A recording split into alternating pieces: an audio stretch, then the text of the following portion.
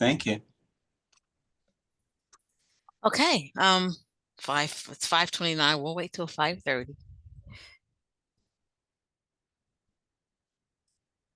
Okay, good evening. My name is Enos Harris, hearing officer for San Francisco Public Works. Clinton Otwell is the clerk of this hearing. This hearing is being recorded via Zoom and will be available afterward through a link on the San Francisco Public Works website. As this is a virtual hearing, if you would like to receive information of the results of this hearing, please send an email to the address listed on the hearing notice. This public hearing is being held to consider two items. Number one, hearing order 210959 to consider the removal of one street tree with replacement adjacent to 100 McAllister Street. Tree removal permit number 796407. Staff approved the removal and the public protested. The second item is hearing order 210970 to consider the removal of two street trees without replacement adjacent to 1263 Stanyan Street. Tree removal permit number 793062. Staff denied the removal and the applicant appealed. My job as a hearing officer is to gather the facts for the hearing item, listen to your testimonies, and help our Director of Public Works make determinations. I will not be making any decisions today. Instead, I will forward the findings from this hearing to make my recommendations to the director. The director will make the final determinations. When the director's determinations are made, the department will notify you of them if you have provided contact information. This hearing will proceed as follows for both cases. I will ask Public Works staff to speak first and present the case. There is no time limit for this presentation. Then I will allow the property owner or appellant to speak, then any member of the public or witness who wants to speak. Each speaker will have up to 3 minutes to speak. The clerk will monitor the time for all speakers and will indicate when the speaker has 30 seconds left. If you are a party to this proceeding, I will call on you to speak. If you would like to use visual materials in your presentation, please let me know before you speak. You will then have the standard 3 minutes to provide your comments. If you are a member of the public or witness who wants to speak, wait for me to call for public comments, then use Zoom's raise your hand feature if you're on your computer to put yourself in the queue to speak. If you are dialing in on your phone, dial *9 to indicate you are raising your hands. When it is your time to speak, I will recognize you. If on your phone and you are muted, press *6 to unmute yourself. If you would like to use visual materials in your presentation, please let me know before you speak. You will then have the standard 3 minutes to provide your comments. Comments and questions should be addressed to me and not to the department or the applicant. If you cannot finish your comments within the allotted time, you may submit written testimony to me by the end of this hearing. If I feel that a question is warranted, I will ask the question. After all comments are completed, I will close the item. We will now begin the hearing. At this time, we will open the hearing to public comments. Members of the public may make comments on matters that are within the department's jurisdiction, but not on today's agenda. Are there any public comments at this time?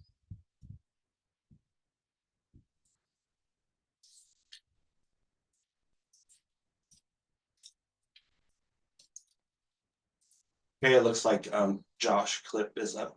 Okay. Thank you. Hello? Can you hear me? Yes. Hi, good evening.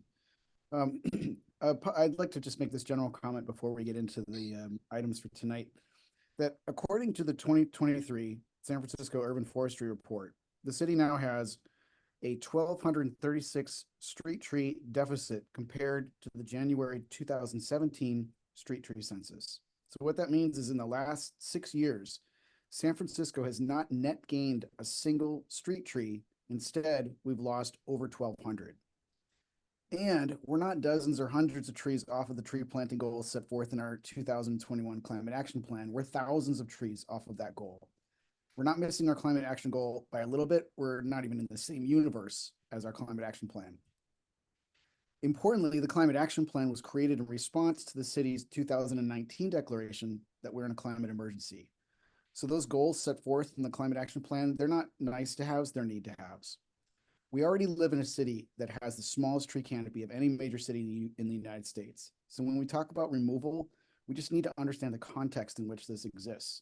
It's not just a tree here or there. This is cumulative, and cumulatively, we're really failing our city trees. And simply saying, well, we'll replace them or we'll pay it in Luffy, that's a failure as well, because the climate action plan doesn't call for one replacement. What the climate action plan said that by 2023, every department in this city needs to have a policy that, number one, preserves trees in development and infrastructure, and only when removal is absolutely necessary, calls for a basal area tree replacement formula. So that means if you take out a tree that's 10 inches in diameter, you plant 5 trees that are 2 inches in diameter. And finally, removing without replacement should never, ever be an option, not based on everything I just told you. And what's more, the city's delayed replacement list is now hundreds of trees in arrears with no end in sight, because, to put it simply, the city lacks the personnel and the equipment and the resources to plant all the so-called replacement trees. So I encourage the hearing officer and the department and all here tonight to consider this to consider all of this at this hearing tonight. Thank you. Thank you. Okay, next up is Mr. Nolte, John Nolte. Yes, good evening. I just want to make one comment, as I do before in other meetings. I prefer that there would be no rebuttals, because when there's rebuttals, then nobody gets to rebut again, because it draws out the thing, and then also does not help, because not everybody gets a rebut. So that's not fair to everybody.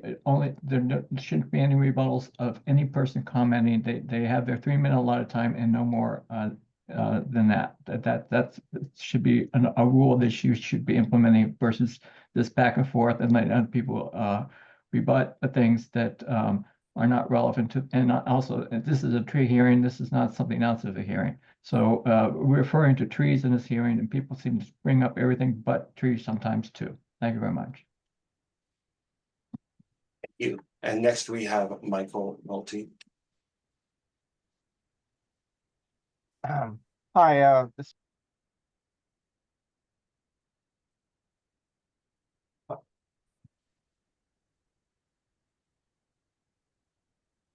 Michael, you're on mute. We'll start the clock over again. okay. Sorry about that. Go ahead and start over. Yes, yesterday, September the 22nd was the beginning of autumn, and that's when that as a season, it does affect how trees are.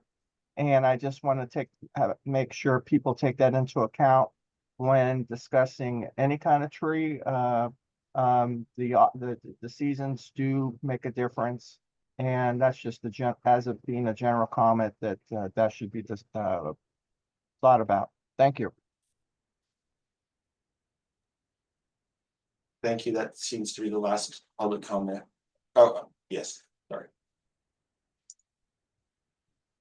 Okay. If there are no more comments, I will close this item. This item is now closed. The first item on today's agenda is order number 210959. May I have Public Works make their presentation? Good evening. Thank you. This is Chris Buck with San Francisco Public Works, Bureau of Urban Forestry, and I'm going to pull up the PowerPoint once I isolate my screen to share here. Pardon me just a moment. You would think it would just one of these times be right up in front for me, but that would be asking too much. Windows.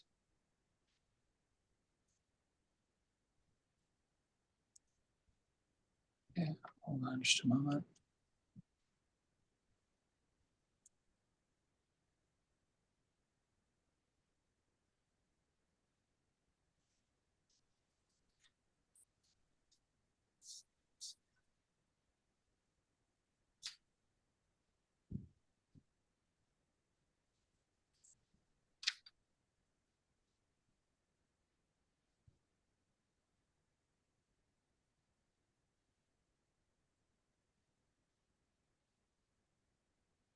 Almost there. Sorry about that, folks. There we go. And just confirming that you can see the PowerPoint full screen. Yes, I can, I don't see your PowerPoint though. And I think it could be on a delay, but yeah, you're not, it hasn't opened yet. Okay. Let's see. It should be up in a moment.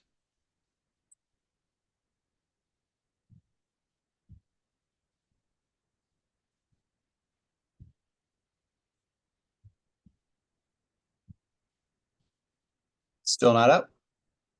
No. No? Okay. Hold on a moment. Shouldn't take that long. So let's figure out what's going on. Pardon me, public.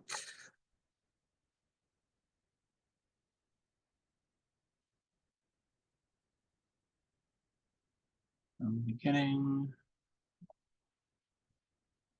Go here, share. There we go. There it is.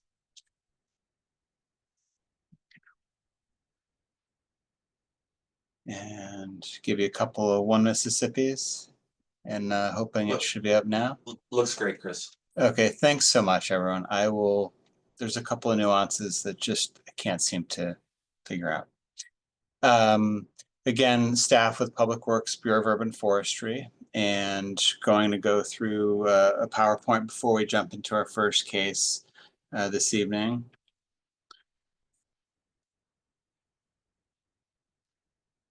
So San Francisco Public Works has an ordinance. It's Article 16 of the Public Works Code, and we have an urban forest plan and a general plan. And one of our goals of Public Works and the Bureau of Urban Forestry is to ensure safe, clean, and green infrastructure and public right-of-way.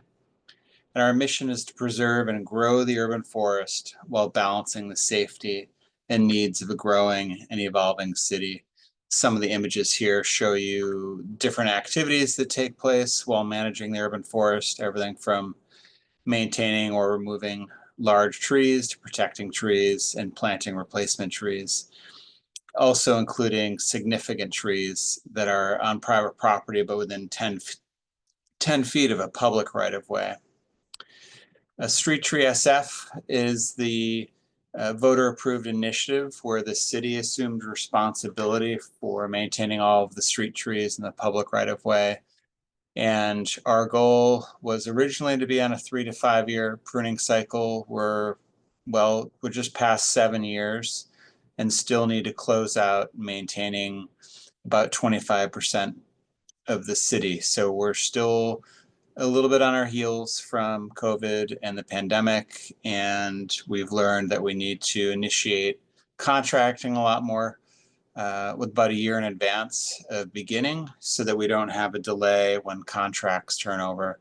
But based on that, we are very close to closing out our first complete maintenance cycle. And this is just a visual showing how we organize the city into different grids or key maps so that we can prioritize the greatest number of trees and the greatest priorities. Our ordinance does establish the authorization and standards for addressing a wide range of issues regarding trees. And as stated, it's Article 16 of the Public Works Code. We require, of course, that a tree removal permit is required to remove street trees, significant trees. Landmark trees also require approval by the Board of Supervisors. There were some updates to our code in February of 2022. If the department is removing a tree, a replacement is required to be planted within 120 days or added and tracked on a delayed replacement tree report. If the tree cannot be planted along that immediate frontage, then it must be planted at a nearby location. And then if the property owner or applicant is granted a removal permit for removal of a healthy tree, the department shall require a replacement street tree of equal value to the one removed or impose an in lieu fee. We have an example here. Owner pays the difference between the appraised value of a subject tree minus the value of replacement tree. The value of the replacement tree is based on the standard in LUFI for a 24-inch box tree or installation replacement size. I don't think that was a very straightforward explanation, but we'll likely get into the details. In most cases, a tree removal permit will not be granted if the tree is relatively healthy and sustainable. And at the staff level, there are multiple tiers to this tree removal permit process. It's pretty robust. The staff level decision of approval or denial is really just the first step in what may become a very lengthy process. So we typically would remove at the staff level, recommend for removal trees that are dead, dying, or not thriving.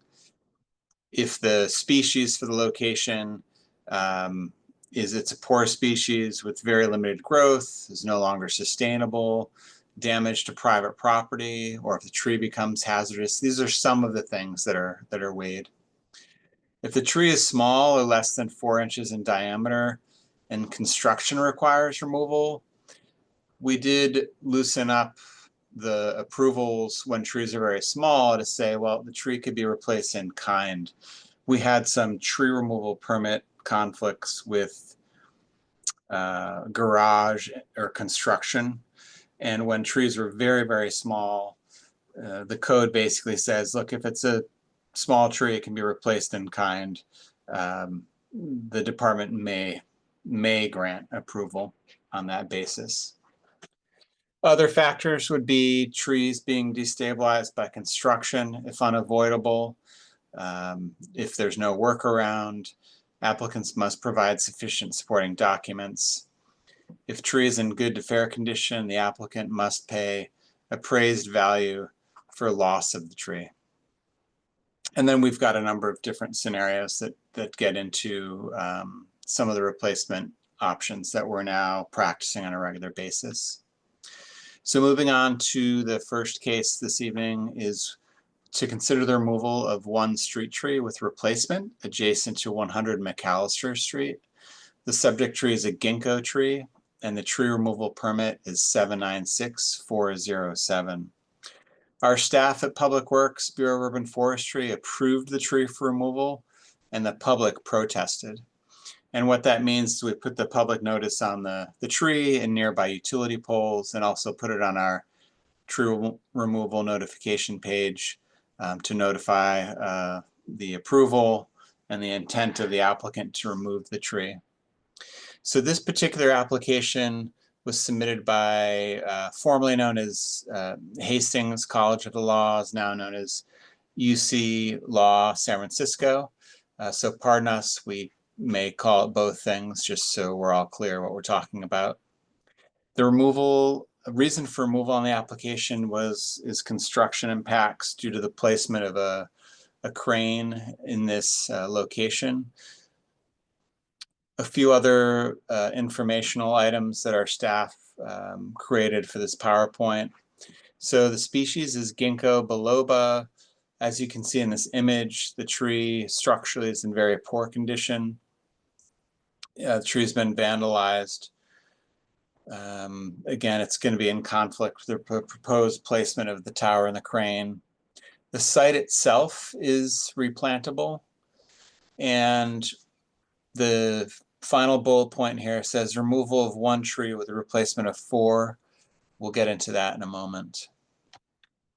This is another view of the subject tree. The lower main trunk is fine. It's just that it's been vandalized up ahead, above the main union, and the upright leader has been snapped off in multiple locations. And just overall, to have a tree with this many structural defects this young, it is far better to start over and protect a new street tree so we can make sure that central leader, that central trunk, can grow up and be healthy. So these are some images, and I do want to call out that you can see in the background of this image, the subject tree is in the foreground. In the background, you can see a number of missing trees, what we call empty tree basins, trees that were vandalized and need to be replaced. So I will note that the missing trees here need to be replaced anyway. So when we talk about replacement with 4, I just want to point out that those trees are required to be replaced as it is. The applicant will likely show some of their plans, but this is some of the site plan information that we have, showing the existing tree wells, but again, noting that there are empty missing trees here. The subject tree is circled in the center of this image. This is showing some of the work site and the overhead structure, along with the location of the subject tree, and this is the replacement tree plan. Again, noting that I was reviewing Google Street View just so I really had a very good understanding of the sort of history of the young tree planting here on this frontage of the property. So I did confirm there's a number of planting projects in this neighborhood with different buildings that are part of UC Law San Francisco, formerly Hastings College of the Law. And so these trees appear to have been planted as part of the city streetscape improvements from McAllister, from Larkin to Leavenworth. And just noting that one tree had been vandalized, had been replaced with a magnolia, interestingly, not a ginkgo. But again, some of these trees are getting vandalized. Any replacement trees are going to need a much robust tree protection in place, which we can require of the applicant when they're done with the renovation of the building. But to be consistent with our code and to recognize that the condition of this tree is beyond sustainable, it's no longer sustainable. This tree really should be approved for removal. It needs to be replaced. And the other trees nearby need to be replaced as well. And so, but based on the tree's small diameter of just 2 inches and the applicant's commitment to plant the 4 empty basins, this one would be empty if approved for removal, they propose to plant 4 48-inch box replacement trees. Based on that, I see no reason at the staff level to deny the removal of this subject tree, but to allow it to be removed and replaced. It would be replaced at the conclusion of the renovations by UC Law San Francisco. And that summarizes the staff portion of our presentation. Thanks for your patience.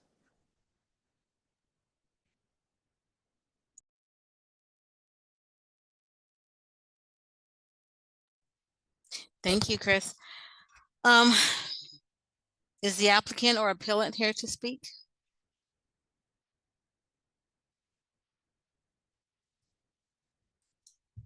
I have Justin. Go Okay, ahead. Justin Zucker. Hi, I'm with ownership, the applicant. I don't know if the appellant would like to go first. I'm happy to go in whichever order is preferred. Okay, would I believe I had another hand up. John Norp. Go ahead and unmute.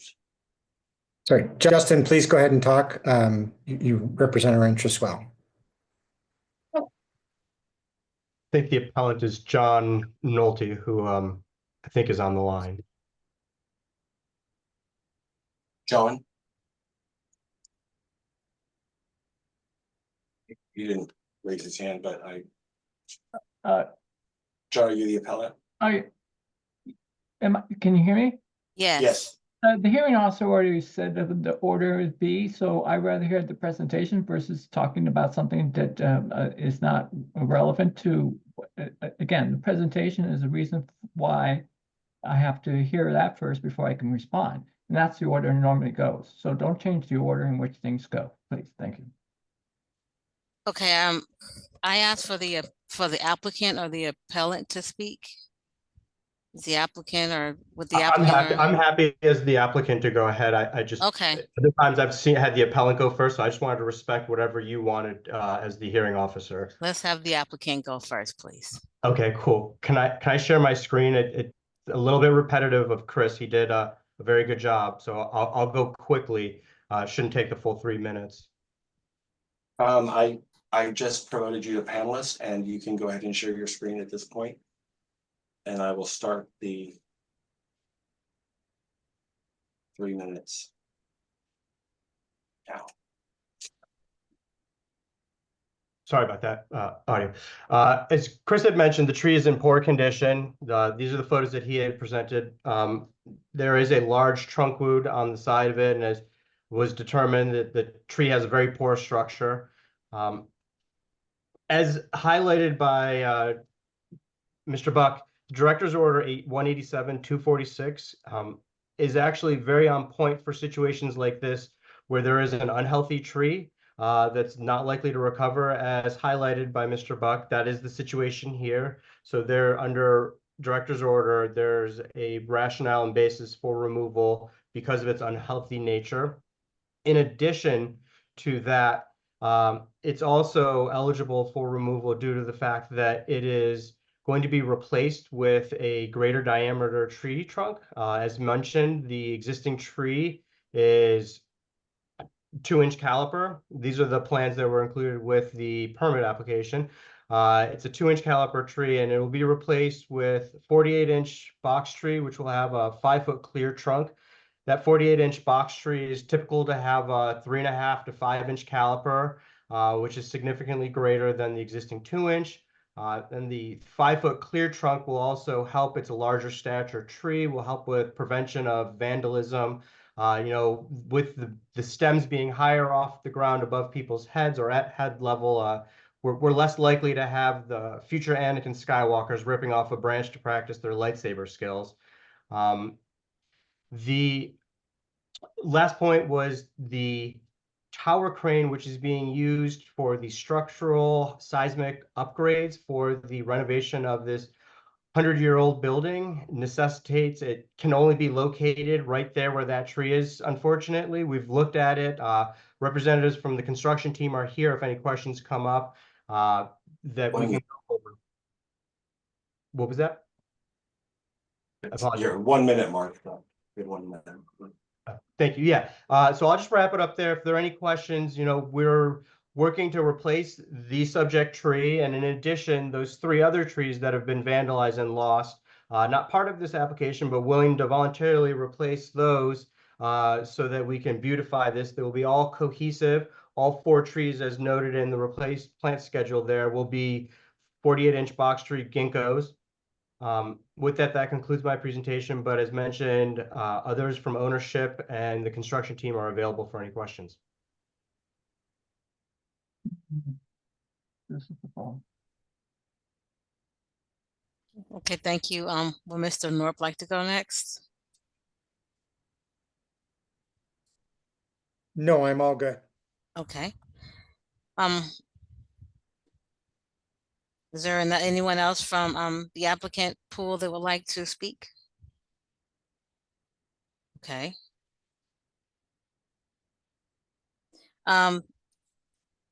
Mr. Nolte, would you like to go next?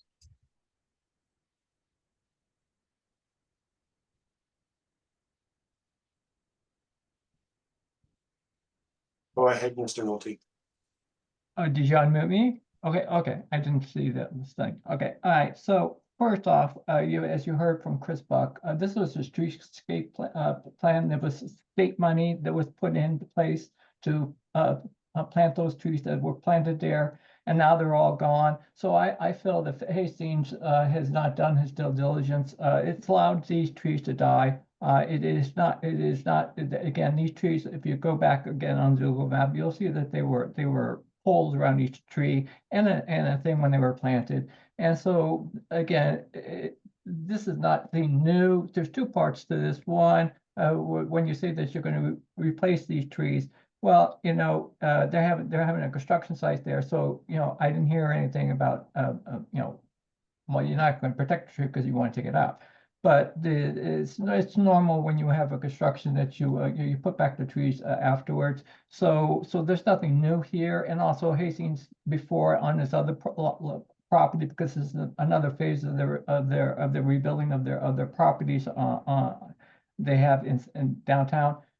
they replaced trees before, they added more trees to the things. So what I really want to hear is, what is the additional thing which they've done at the other locations to add to a green benefit for the neighborhood? I don't hear anything for that, and that should be done as they did with the other locations when they were taken care of. So that's gonna cause another problem for the neighborhood if there is not a real green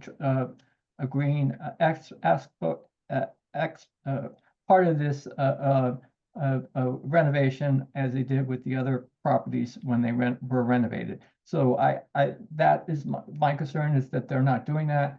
And also, I already knew about the construction of this fixing up this building.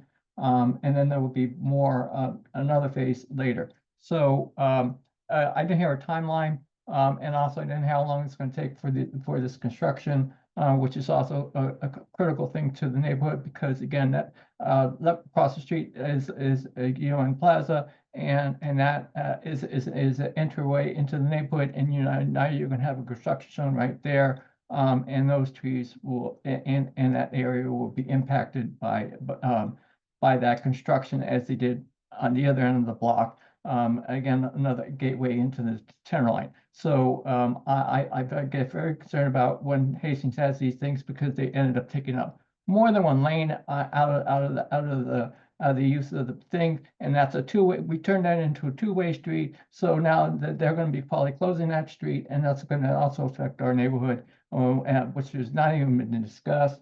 And also how this is going to affect,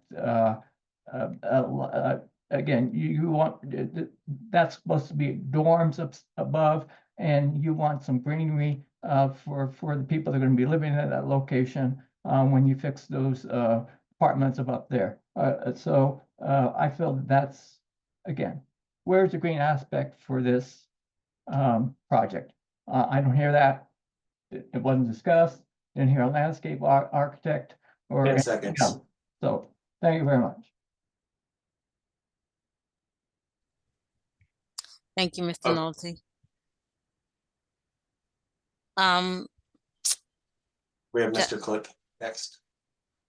Hold on just a second before I move on. Justin, do you have a timeline for this project? Is Justin still here? Mr. Zucker? Yes, you go ahead, Okay. Mr. Zucker.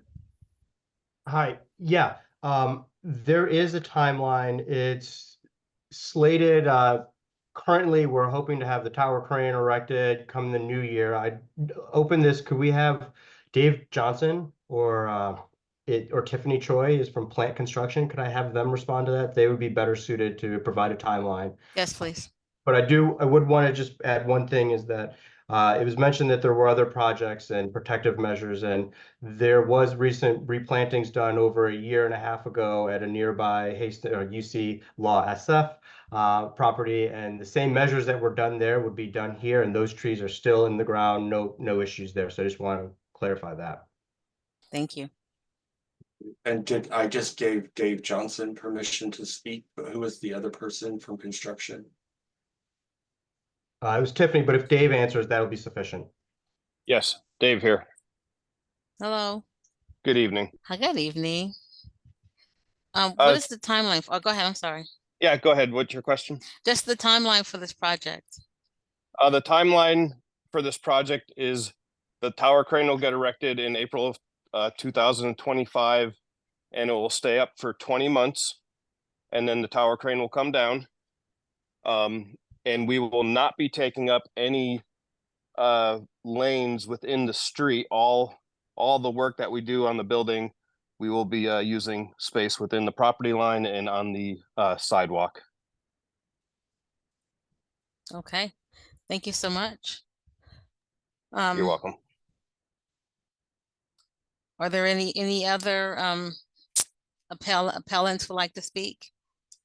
Yes, we have Mr. Click. Okay. Oh, yeah, I'm not an appellant, I'm just a member of the public, but I hate to ask this, but can I possibly share my screen? It makes me so nervous, but I still, there is something I would like to share. 1 second.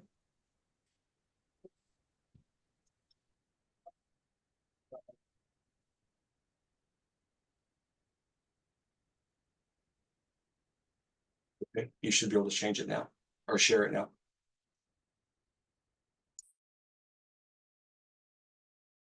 But you are on mute, Josh. Okay, okay. Now, I want to, here we go. Can you guys see this? Okay. So, okay, I'll begin my comment now. What you're looking at is a picture of me planting a tree at this very site in 2015. I've been a volunteer planting leader with Friends of the Urban Forest since 2000, and probably planted around 800 trees around the city of San Francisco with volunteers on Saturday mornings. And this was a Saturday morning, and that's my buddy Ben. And I believe we planted 5 ginkgos in front of this very site, all of which are now either dead, gone due to lack of care, or vandalism.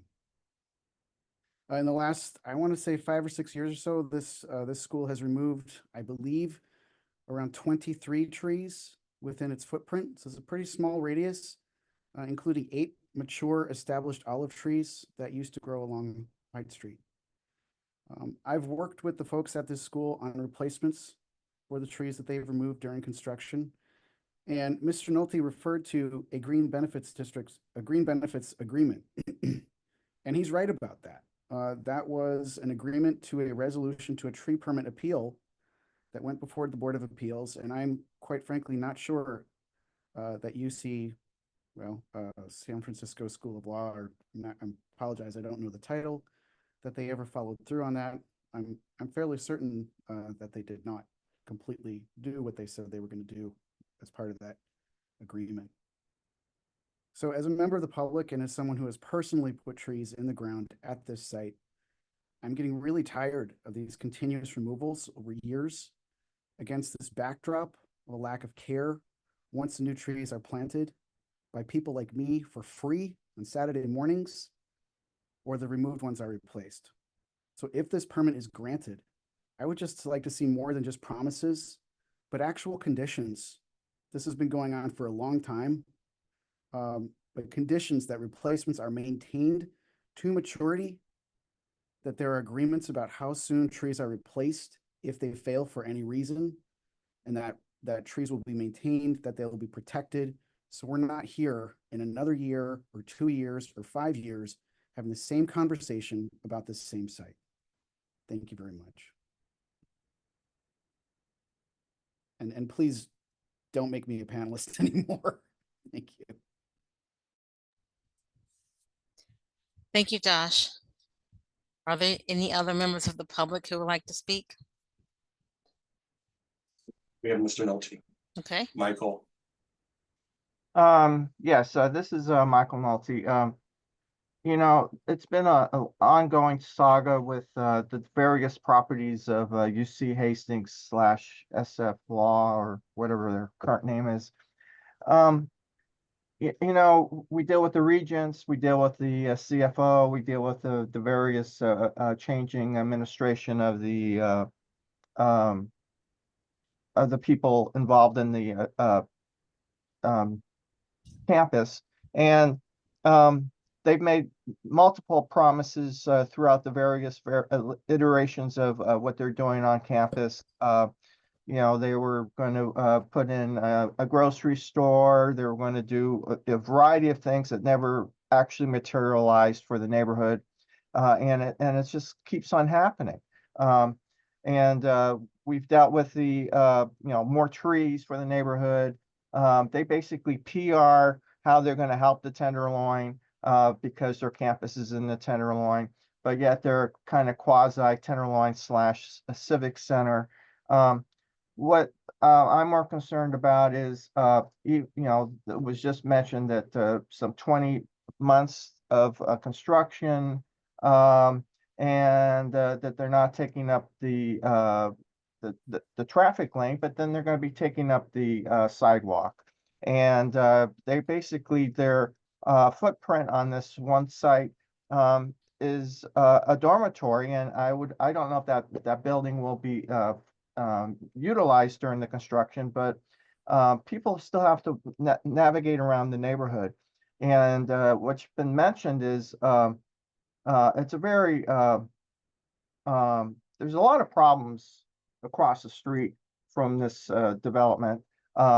Basically, it's the hardest part of the neighborhood as far as police activity because of the problems that exist. And there's just so many things going on in this part of the neighborhood. And you know, there's going to be another development up the street from Hastings, that's Hastings property, that's going to happen too, on Golden Gate and Leavenworth.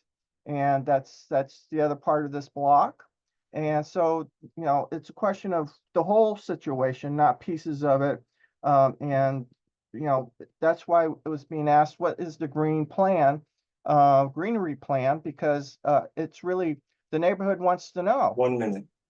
So, you know, it's not just what's happening at one corner, it's what's going to happen at all the corners that the Hastings properties are at, and how they will interact. And if Hastings keeps on failing to live up to its commitments, then it's really hard. I mean, you know, the residents are not, or the people or stakeholders of the neighborhood are concerned about how, you know, what kind of benefits are being provided, and are they being lived up to, and how can we make sure this is part of the permits that are going to be granted. I'm all for more trees, larger trees, and better greenery in the neighborhood, as long as they last for at least 5 to 10 years, and not even a couple of years that these previous trees lasted. Thank you. Okay, we have one other hand up. It would be Ballard. Hi there, my name is Hi. Rhiannon. Oh, can you hear me? Yes, go ahead. Perfect. Hi there, my name is Rhiannon Baylord, and I'm the Chief Operating Officer at UC Law San Francisco. And I did want to provide an update on the Green Community Benefit Plan. We did commit to a 3-to-1 replacement of trees that were removed at the 198 McAllister project, as both Mr. Clip and the Noltes referred to. We had removed 8 trees from the sidewalks. 13 were replaced on site. 11 more remain, which will be placed in the broader community. Those have not been put out into the broader community yet because we have engaged in a thorough community process. So we have some that are planned at the Curry Center. They will be maintained by the Curry Center. We're in coordination with the Tenderloin Community Benefits District. The last one is the Golden Gate Greenway Project Committee. There are several that are located along Golden Gate. Those are the final ones that we need approval on. So not only have we selected locations, but we also need to ensure, as everybody has questioned about, the maintenance of those. And so it would be difficult for us to do all of the watering. So we've worked with nearby owners so that they can do the watering of the trees so that they can be maintained. Our expectation is those will be in probably within, I would say, once we get that final approval by mid-November, but certainly we will have all of those final trees in place by the end of the calendar year. That would close out the 3-to-1 mitigation ratio. So for 24 trees total for the 8 that were removed. Additionally, we also created a parklet at La Cocina. Unfortunately, it became a nuisance with respect to drug dealing, and so that parklet was removed, but that was part of the Green Community Benefits Plan. And we also established a green revolving loan fund as part of the Green Community Benefits Plan. So certainly understand the concerns that are raised, but we are and continue to be fully committed. And not only is there a 3-to-1 replacement, but it is a 3-year timeline. Thank you.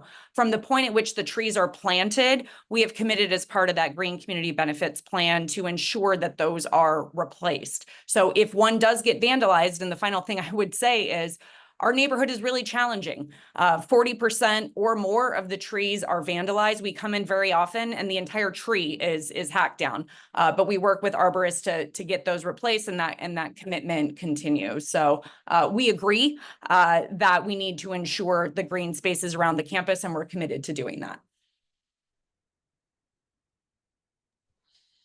Okay, thank you. I saw another hand. Yes, Mr. Baller can unmute. Yes, great. I think it's me. It's Dacia Bowler. Yes, go ahead, Yes. please. I just wondered what kind of commitment the people who agreed to take care of those 9 other, however how many trees.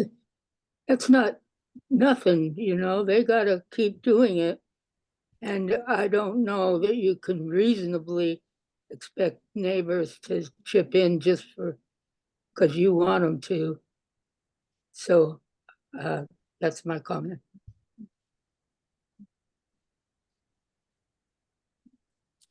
Okay, thank you, Ms. Baller. Did you have anything? I see Rihanna Baylor. I'm sorry, how do you say your last name? Baylor, can you hear me? Baylor, yes. Yeah. So all I was going to say is, and I appreciate the comment, maintenance can mean many things. What we have is a commitment. And actually it was from speaking to Mr. Clip and others who do this on a regular basis for these watering cans that are provided. And so we already have a commitment from community members that are adjacent to the trees to water. All it is putting water on them once a week. We will be doing the maintenance in coordination, collaboration with an arborist.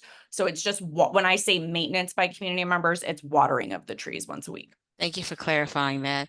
Are there any other questions or comments from the public? Okay.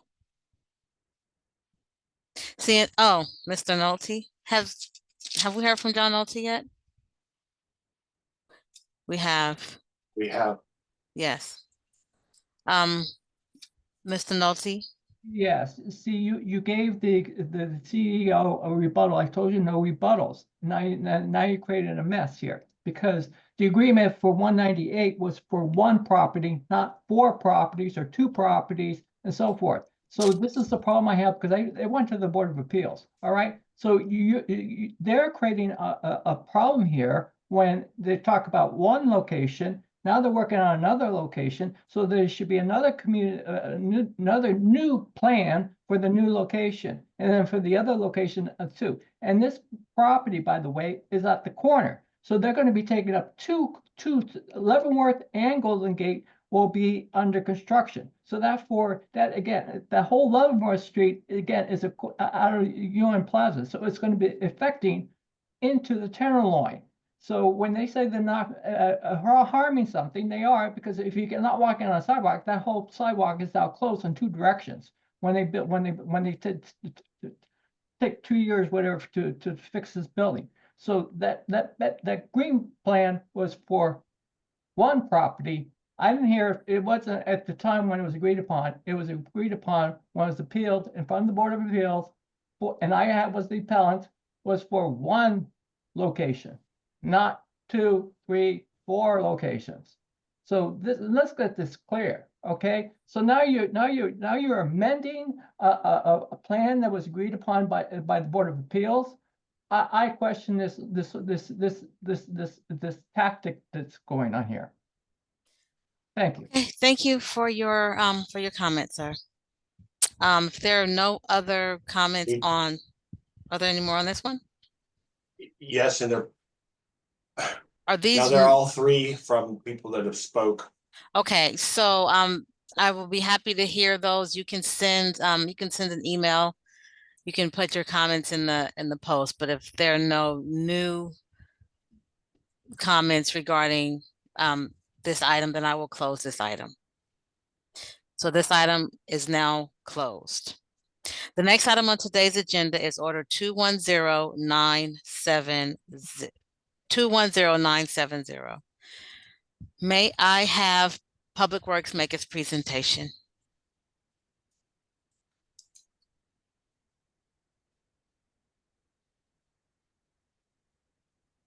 Thank you, Chris Buck with Bureau of Urban Forestry with the San Francisco Public Works. And I'm going to go ahead and share screen.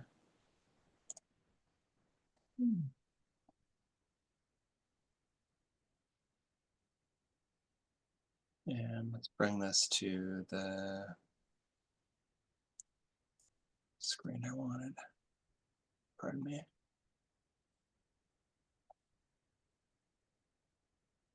Current slide. Okay, thanks for your patience, everyone. So to reiterate, this is to consider the removal of 2 street trees, although it may have been amended to 1, without replacement adjacent to 1263 Stanton Street, tree removal permit 793062. The staff denied the removal and the applicant has appealed. And just a big picture overview, the subject property is on Stanton. There are 2 mature street trees out front and the sidewalk within the public right-of-way. This screen is just kind of repeating some of the information we've covered, but it's also, now that I see in yellow numbers, there's a numbering convention that will help everyone. If we, when facing the property, if you're standing in the middle of the street facing the property, we refer to tree 1 as the tree on the right and the uphill tree as tree 2. And so it's numbered with the flow of auto traffic on that side of the street. So tree 1 we'll talk about individually, and then we'll talk individually about tree 2. So just a little bit about that. Here's a view of both subject trees. The common name is sweet gum. The Latin name or scientific name is Liquidambar styrosiflua, and they do have fall foliage turning red, a really deep crimson red in the fall, lose the leaves in the winter, and put out new leaves in the spring. So the primary tree we'll be talking about today is the tree on the right, tree number 1. During the application review process, although originally the applicant applied to remove both trees, our staff did work closely with the applicant and their arborist to just work through all possible options. And the applicant removed tree number 2, the uphill tree. They didn't remove it. They removed that from the application, meaning they would protect in place the uphill tree and only pursue the removal of the downhill tree on the right. So kind of going into the details of each tree. So the tree proposed for removal for this evening is the tree on the right, tree number 1. And this is showing the tree. Of course, these 2 trees, as you can see in the photos, are very close together. And unsurprisingly, the tree that is being shaded throughout most of the day was no longer putting out branches and leaves directly into the deep shade of the tree on the left. So although our team is pointing out that a lot of this canopy is lacking branches, it's just the way that trees grow in proximity to each other. They do work together, I will say, collectively. So originally, certainly we didn't want either tree to be removed. Still, at the staff level, our recommendation is to deny the removal request for both trees, and we'll get into more of the details. Anything else to add here? I would say that both trees are a large stature species at maturity. The one on the left certainly is 40 feet or greater. Deficiencies, just the crown suppression, the competition from the 2 trees being planted pretty close together. When trees are planted and they're really small, it seems like adequate clearance, and then as trees get much larger, you realize how much spacing you need between trees. So you'll note like the downhill property has, instead of 2 trees, it has 2 garages, 0 trees. So We're at least starting with a lot of trees at this property, 2 for this frontage. And let's go on to the next image. This is a view from the uphill side, looking downhill towards tree number 2, which again is the tree on the left. Overall, the trees have reasonable structure for liquid amber. They have been repeatedly topped or headed back.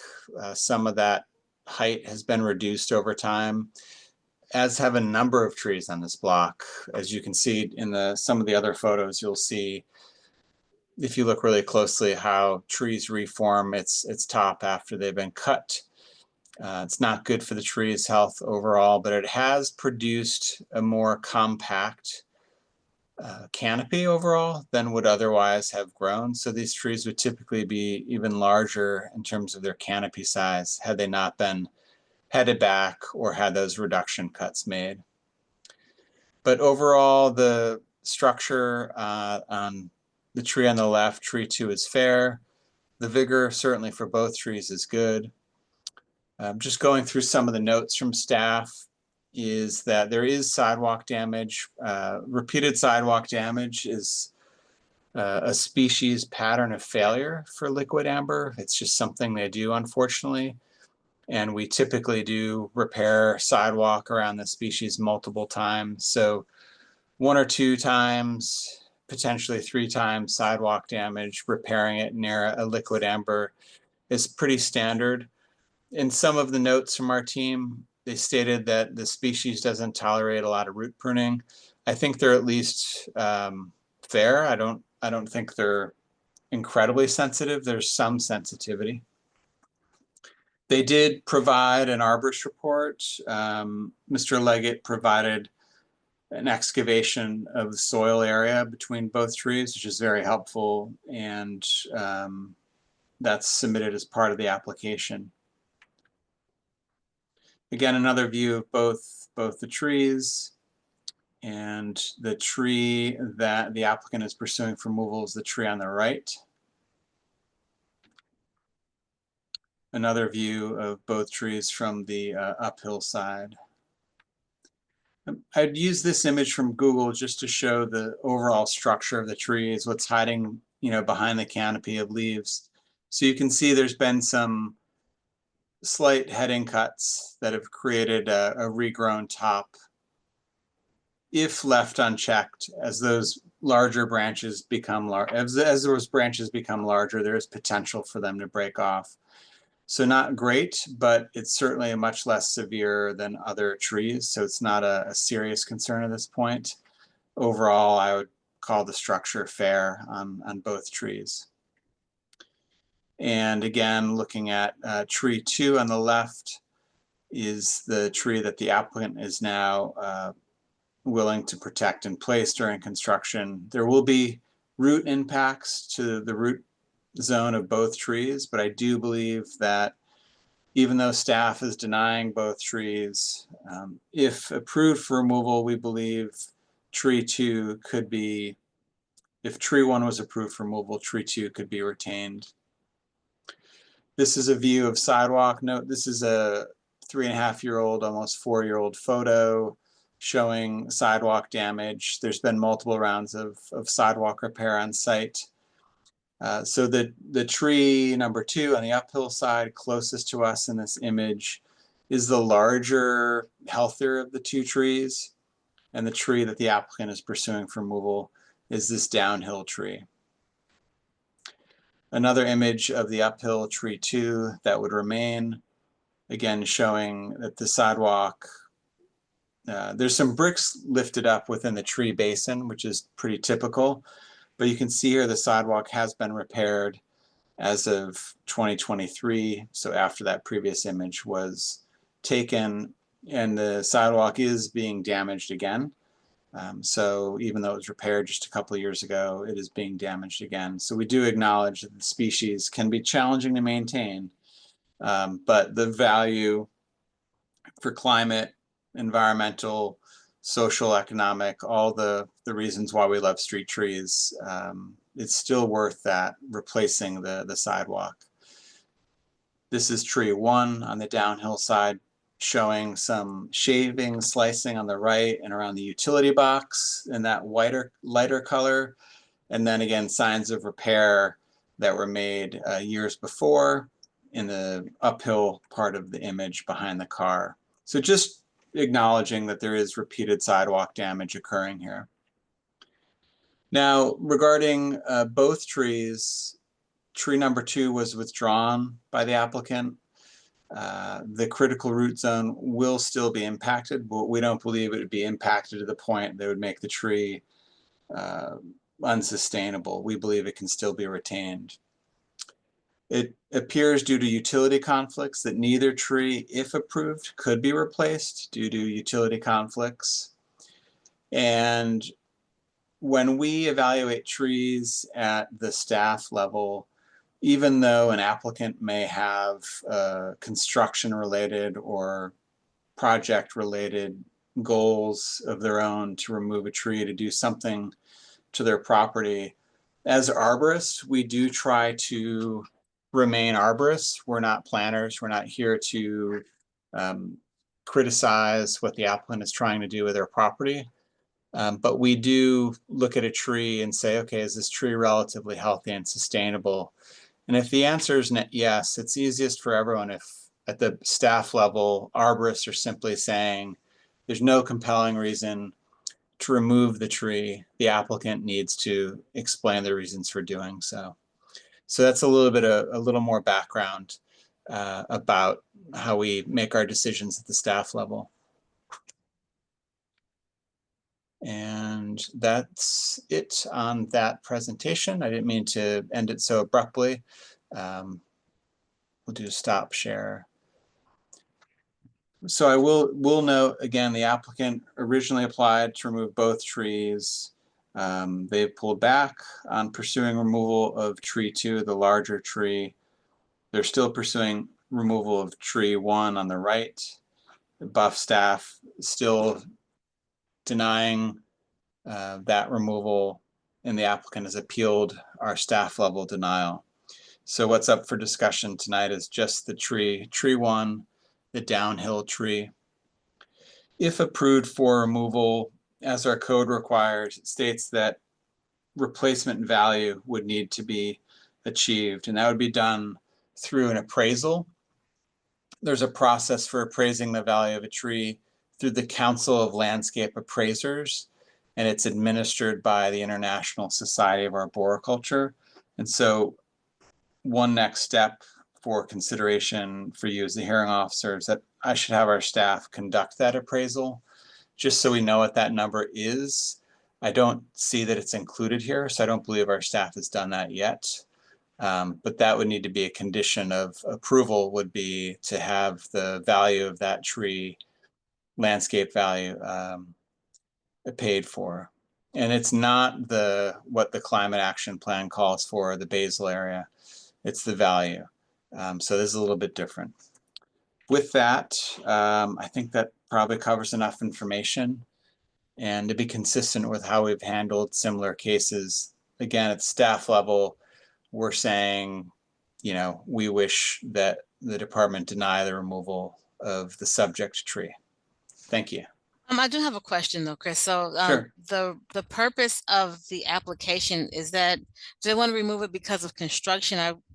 Is that the reason for the removal yes. So request? sorry, I didn't even mention. So reason for removal on the application is the construction of a driveway and a garage. So garage and a driveway to access the new garage. So yes, the reason for removal is construction of driveway and garage. Got it. On the, it's offset, it's to the downhill side of the property. Okay, so they want to remove the application is to remove tree 1 Yes. downhill because of construction reasons. Yes, with the driveway, garage. Got it. Okay. Is the applicant available or here to speak? We have one hand up with Max Krummel. Okay. Hi there.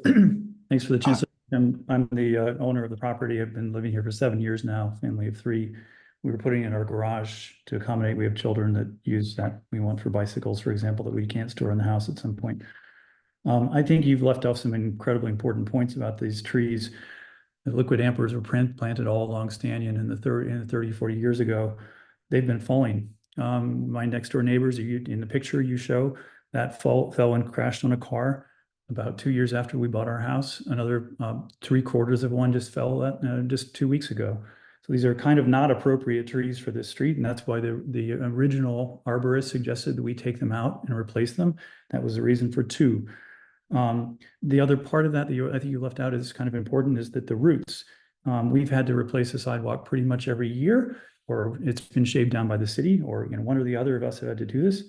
So when we applied for this, I think it was fairly clear that we were dealing with something that was hazardous to the old people on the street.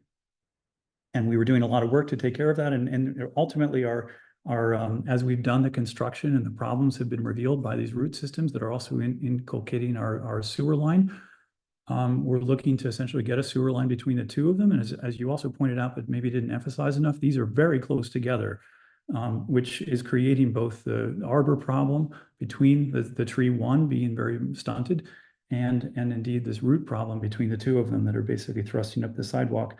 Our solution, that again, we're very much in love with these trees. As you can see, they provide a kind of a treehouse element to this street, was in fact to ask now to have the lower one removed. And in fact, in that space that's between our neighbors, their neighbors are very much on board putting something like a Lavelle hawthorn or a blue elderberry in its place, something fairly kind of a little bit more appropriate to the street and something that would be pretty happy in that space. So we're actually not, as maybe suggested, trying to get rid of all the trees on the street. We're looking to figure out how to keep them, but also at the same time deal with the fact that I think these were planted in some zeal by the neighborhood at some point, and they really, in the end, turn out not to be quite appropriate for the neighborhood. And again, with the falling of them at this point, doesn't seem sane to keep them in place. So again, our idea is to essentially put in the lower area, just below where the driveway would go, something a little bit more like a 15 to 20 foot tree. And then presuming that as this tree, there were a lot more of these trees even just 5 years ago that's been crashing down, we would be in a position then to have one going and bring another tree online if that were to fall, as they have been. So, again, the reasons for this was roots and ultimately the sort of hazard of the trees that are associated with this. And I don't think we should be taking that on. I think we should be trying to plant things that are appropriate for the neighborhood. So we're very much on board with that. And I hope we can see our way to have maybe at least this sort of swap of tree one for something appropriate at this point, and then we'll hold on to tree 2 because indeed we love it as well.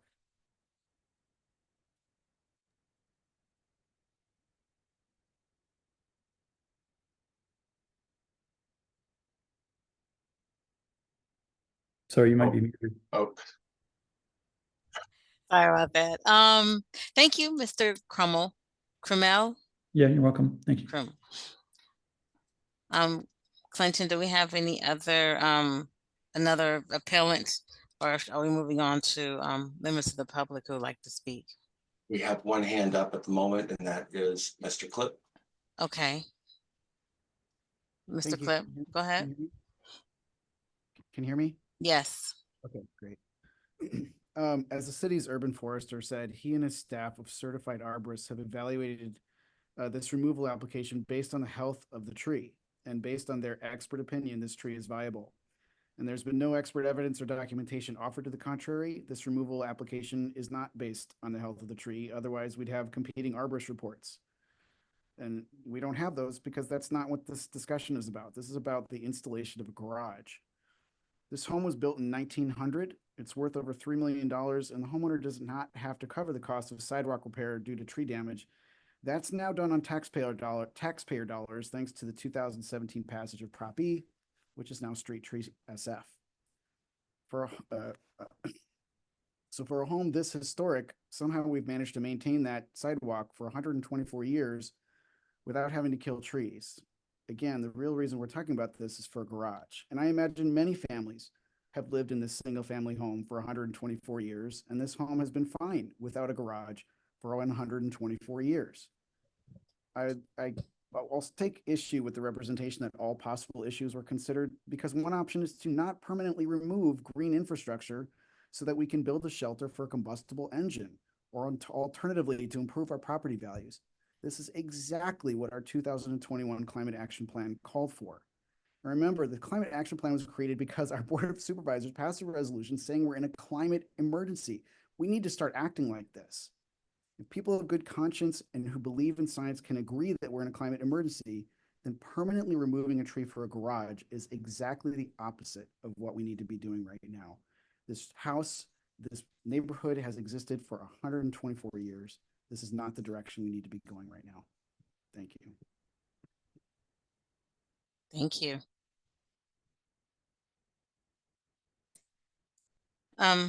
Oh, I see some other raised hands. Go ahead, John Nolte. Okay, couple things. First, let's see, the homeowners own this house since 2017. It's a 4-bedroom house currently. He's putting another bedroom down on the first floor. And then the garage is an afterthought after the bedroom. And then you just heard the owner say that he doesn't really want a garage. All he needs is access for bikes for his children. So therefore, he really doesn't need a garage. All he needs is a door to bring in bikes out and back and forth to the building. If that's what that space is going to be for. It's not a full garage. Secondly, the lot is one of the largest lots going backwards on the block, which I find very fascinating since it was built in 1900, and it's been added onto and has a deck in the backyard and so forth. So it's been a lot of things have been added to this property. And on top of that, it's on Mount Sutro. In the back, the house is Mount Sutro, which I don't think this property owner cared about what was going on with Mount Sutro and UCSF. So, I find that, the people that have, a lot of green in the back of their property and now want to destroy the green in front of their property just for the sake of a bike. So I kind of question the reasoning behind the removal of the tree when you heard the property owner said it's only for bikes for his kids. So that kind of explains what's going on here. Thank you.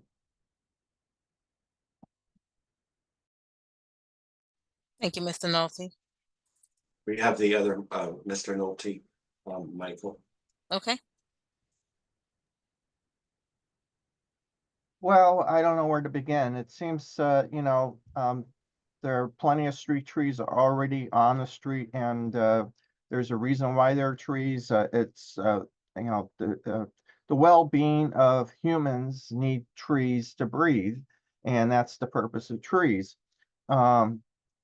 Since it's been already stated in this hearing that the property owner or the property is actually adding more bedrooms, that would mean more humans. And so more humans means more trees are needed to accommodate the breathing needs of the humans in the population. And that's one of the problems that we're going to be dealing with in San Francisco is an increased population, especially that we have a housing element plan that requires that more housing be added to San Francisco. So it's really kind of the balancing act here. If more housing is being added, then more health-related issues need to be also considered. And the only thing I kind of heard out of this conversation so far is that maybe he's not thinking about bicycles, maybe he's thinking about motorcycles, and even a motorcycle, that's in the future if these are children. So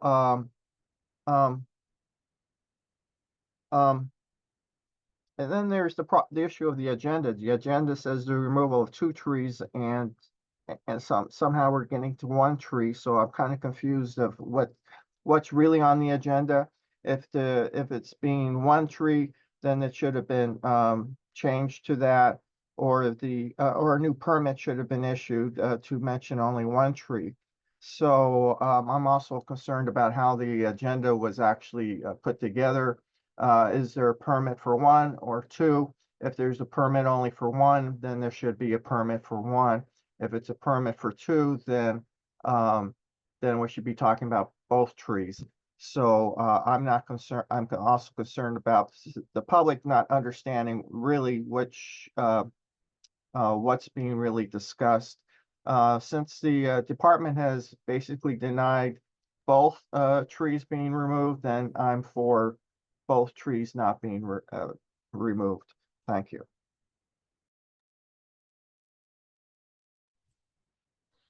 Okay, next we have Ms. Baller. Unmute, ma'am. Can you hear me? Okay, now we can hear you. Go ahead. I just want to comment that if the space is meant for bicycles and perhaps a motorcycle, they don't need a driveway. And if it's for the car, well, cars belong on the street. And it isn't acceptable to remove the trees in order to unnecessarily park a car, because that's where cars get parked. Thanks.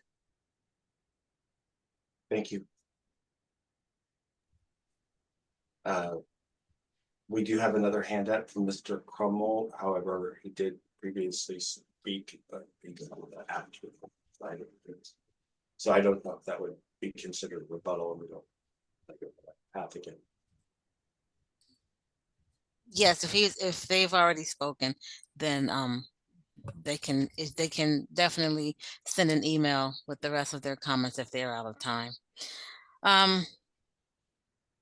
Are there any other members of the public who've not spoken who would like to speak on this matter? Okay.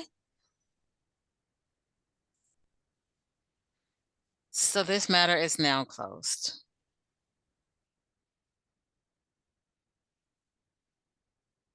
Are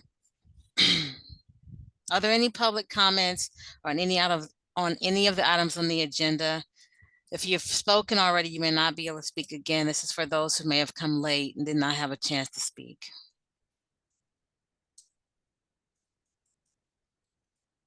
At this time, no one has their hand up. Okay. Well, if there are no more public comments, then I'm closing this hearing, and this hearing is now closed. Thank you so much.